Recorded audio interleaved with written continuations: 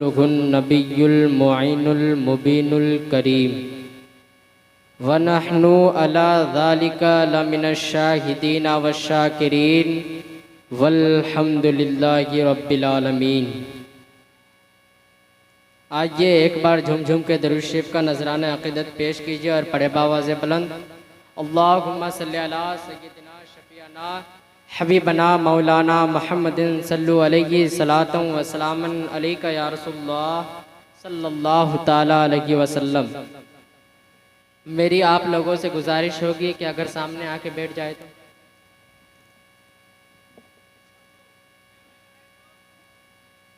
आइए सामने आके बैठ जाइए।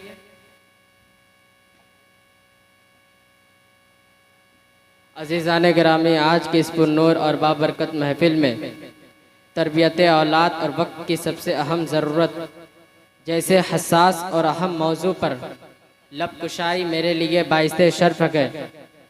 अभी आप बहुत लोगों से मुहर्रमुल हराम के बारे में मुतालबा करेंगे, मगर मैं आपको चाहता हूँ कि उससे पहले मैं आपको तरबियत औलाद यानी औलाद की तरबियत कैसी करनी चाहिए वो बताता चलूँ।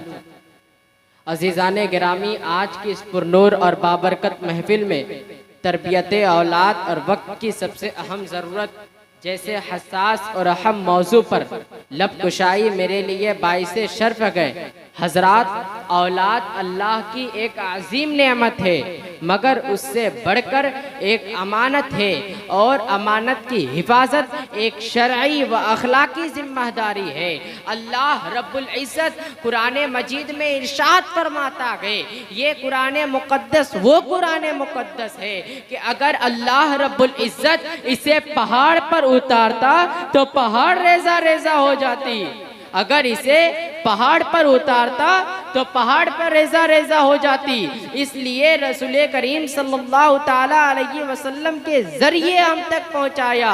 कुरान अल्लाह ताला की किताबें तो बहुत सारी अनगिनत किताबें हैं, उनमें से 4 किताबें मशहूर है, तौरात, ज़बूर, इंजील, कुरान मजीद। उसी चौथे कुरान मजीद में इरशाद फरमाता है, या अय्युहल्लज़ीना आमनू कू अनफुसकुम व अहलीकुम नारा, ऐ ईमान वालो अपने आप को और अपने अहलो अयाल को आग से बचाओ।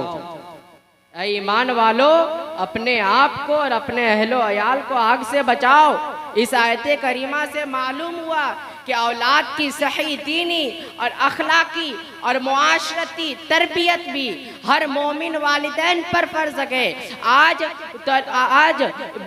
बच्चे स्कूल, कॉलेज और मदरसे से मुताल्लिक नहीं, बल्कि मोबाइल, टिकटॉक, यूट्यूब जैसी चीजें उनकी ज़हनी, फिक्री और किरदार को ढाल रही है। उसी में अगर तरबियत की कमी हो जाए तो वही औलाद बोझ, शर्मिंदगी, यहाँ तक के फितना का सबब बन सकती है।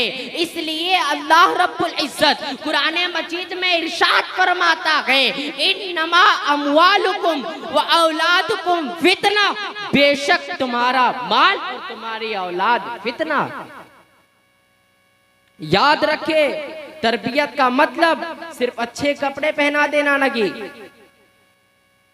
तरबियत का मतलब सिर्फ अच्छे कपड़े पहना देना नहीं, स्कूल भेज देना नहीं, बल्कि तरबियत का मतलब यह है कि बच्चों के दिलों में अल्लाह और उसके रसूल की मोहब्बत पैदा करे, बच्चों के सीनों में अल्लाह और उसके रसूल की ख्वाब पैदा करे, उनकी ज़हनी, फिक्री और किरदार को ढाले।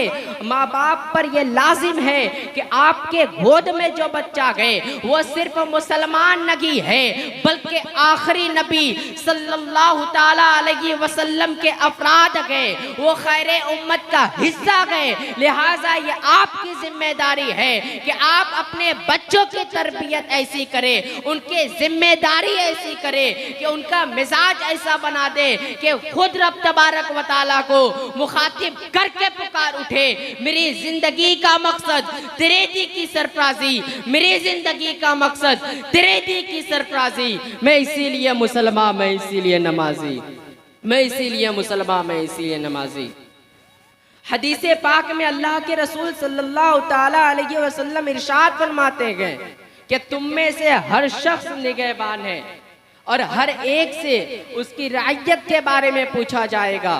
यानी माँ बाप से औलाद के बारे में सवाल होगा कि तुमने अपने बच्चों को दीन सिखाया या दुनिया में उलझाया, उनके किरदार संवारे या कैरियर बनवाया।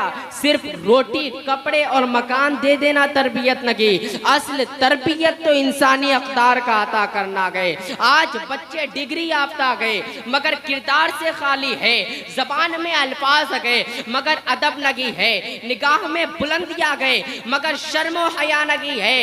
याद रखे तरबियत का मतलब सिर्फ स्कूल भेज देना नहीं। मैं आपको बताया हूँ, तो आइए हम अहद करते हैं, हम अपने बच्चों को इल्म के साथ अमल देंगे, साइंस के साथ शरीयत सिखाएंगे, मैथ और फिजिक्स के साथ कुरान का सबक याद दिलाएंगे, अंग्रेजी के साथ सीरत नबवी पढ़ाएंगे। हम अपने बच्चों को वो देंगे जो हजरत बिलाल को मिला, हम अपने बच्चों को वो बनाएंगे जो हजरत अली शेरे खुदा रज़ी अल्लाह ताला अन्हु बने। हम अपने बच्चों को वो ख्वाब दिखाएंगे जो मुस्तफ़ा जाने रहमत सल्लल्लाहु ताला अलैहि वसल्लम ने दिखाया। अगर हमने औलाद को दीन से जोड़ा नहीं तो दुनिया उन्हें जरूर गुमराही से जोड़ देगी। ऐसे पुरआशोब दौर में और पुरफितन माहौल में जरूरत इस बात की है कि हजरत लुक़मान की तरह हिकमत से, हजरत इब्राहिम की तरह दुआ से और रसूल करीम सल्लल्लाहु ताला अलैहि वसल्लम की तरह शफकत से अपनी औलाद की तरबियत करे और रसूल करीम सल्लल्लाहु ताला अलैहि वसल्लम की मोहब्बत उनके अंदर ढाले। इसीलिए तो किसी शायर ने क्या कि खूब कहा गए, हर जपा हर सितम गवार आ गए, हर जपा हर सितम गवार आ गए, बस ये कह दो कि तू हमारा आ गए। न ताज पर न तकवा पर न ज़ोदो इत्तिका पर है, हमारा नाज जो कुछ है मोहम्मद मुस्तफ़ा पर है, हमारा नाज जो कुछ है मोहम्मद मुस्तफ़ा पर है। आइए मैं अपने गुफ्तगू का इख्तिताम इस चंद लफ्ज़ों के साथ करना चाहता हूँ। वाखिर दावाना अनिल हम्दुलिल्लाहि रब्बिल आलमीन। अस्सलामु अलैकुम।